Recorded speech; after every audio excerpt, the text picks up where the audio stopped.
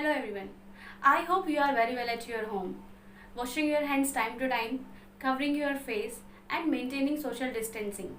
So let's start your today's session. In your previous session you have learned about tenses and today you are going to learn about modals. So let's get started. So what are modals?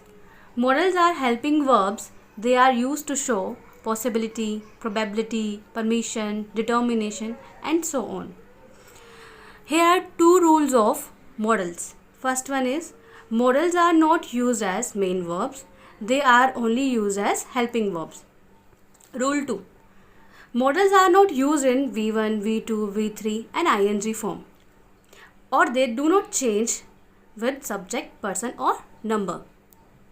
So let's start with can. Can denotes power, giving permission, taking permission, theoretical possibility, friendly request. So let's start with some examples. I can lift the box. I can do it. So this denotes power. You can go now. Giving permission. Can I sit here? Taking permission. Everyone can make a mistake. Theoretical possibility. Can I take your scooter? This is your friendly request. So let's move on to could. Could denotes remote possibility, formal request, ability. Let's see some examples of could. There could be a bomb under your seat. So this is your remote possibility. Could I talk to Mr. Shukla? So this is your formal request. How could he find out? So this is your ability. Let's move on. May denotes possibility, willingness, respect or request. Let's see some examples of may. It may rain tonight. So here may is showing possibility. May you live long. So it is showing willingness. May I come in. So it is showing respect or request. Let's move on to must.